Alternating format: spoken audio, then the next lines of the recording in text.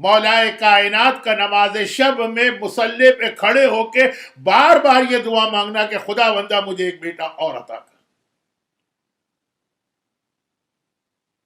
عباس کی عظمت کا اندازہ تو اسی ایک بات سے لگایا جا سکتا کہ جس باپ کو حسن و حسین جیسے عظیم الشان بیٹے ملے, جوڑی ملی, کائنات کے بہترین بیٹے عطا ہوئے, وہ تو کہے گا کہ اب تو مجھے سب کچھ مل گیا, اب اس کے بعد میں اور کیا مانگوں.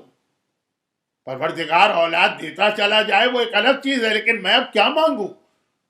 لیکن نہیں, مانگا اس علی نے اور عباس کو مانگا.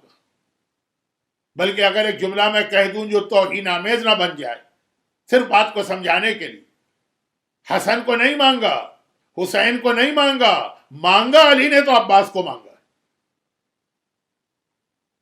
اور وہ علی کے جو مانگتا نہیں ہے, حکم خدا سے, اذن خدا سے, خدا کا نمائندہ بن کے لوگوں کو دیا کرتا.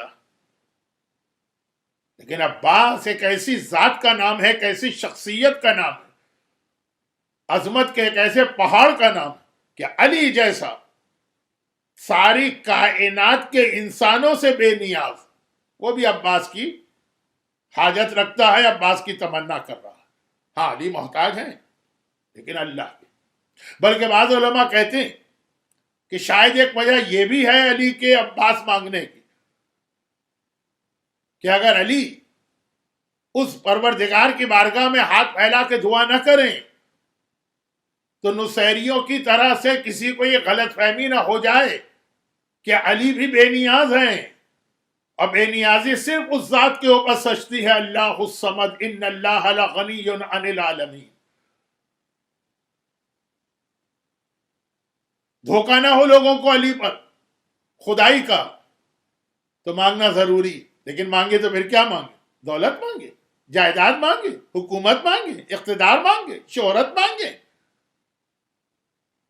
حتیٰ یہ کہ کیا جنت مانگے جو علی کی 2 روٹیوں میں تل جاتی ہے, جس کی ایک ضربت ثقلین کی عبادت سے افضل ہو جاتی ہے,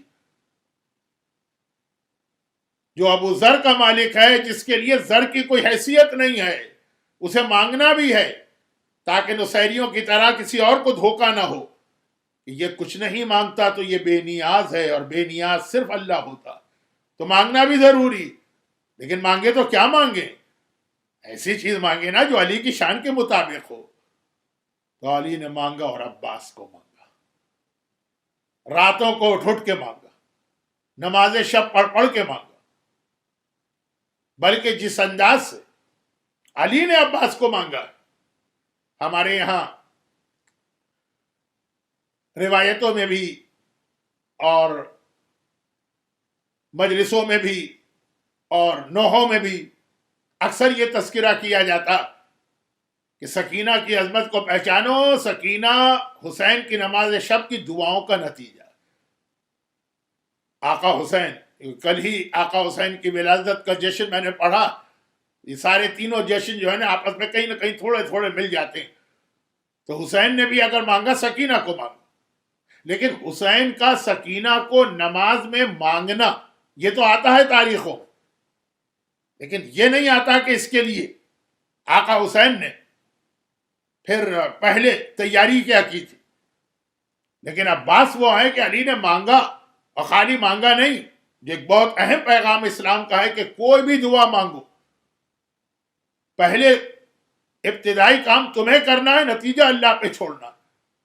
تو عباس کو مانگا بھی, مگر اس سے پہلے یا اس کے ساتھ پھر کتنی کوشش کی علی نے کہ اس خاتون کا انتخاب کیا جائے جو عباس جیسے بیٹے کی ماں بننے کی اہل ہو.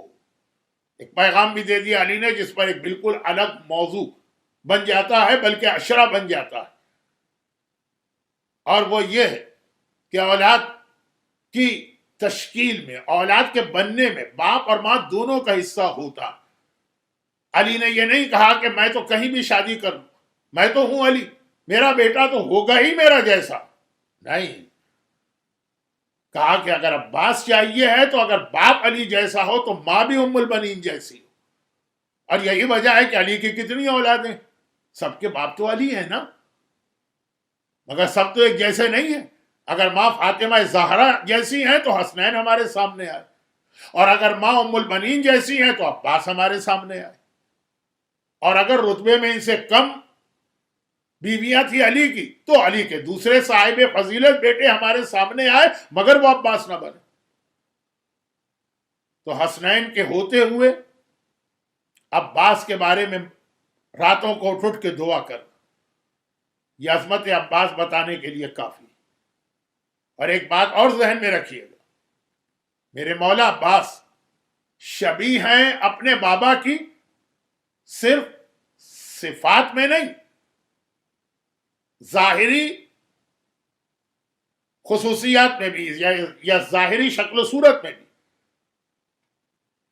بلکہ بعض علماء نے لکھا کہ جیسے حضرت علی اکبر کے بارے میں کہا جاتا ہے کہ شبیہ رسول کہا کیا جاتا ہے, حقیقت ہے, ویسے ہی عباس شبیہ علی مرتضیٰ تھے. اور یہی ایک جملہ بہت ساری چیزیں سمجھانے کے لیے کافی عظمت عباس کے حوالے سے. شبیہ علی ہیں, ذرا سا اگر فرق ہے تو یہ ہے کہ عباس کا قد بہت زیادہ, لیکن اس طرح سے علی کی شبیہ ہے کہ عباس کا لقب ہی قمر ہے, قمر بنی ہاشم,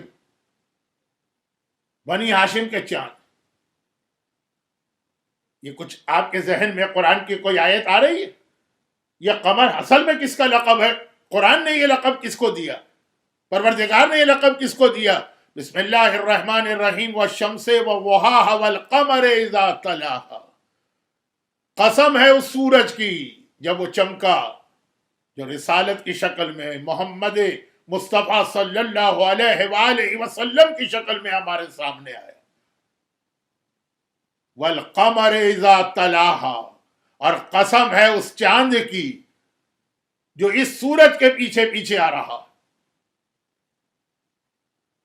اور یہ چاند کون ہے؟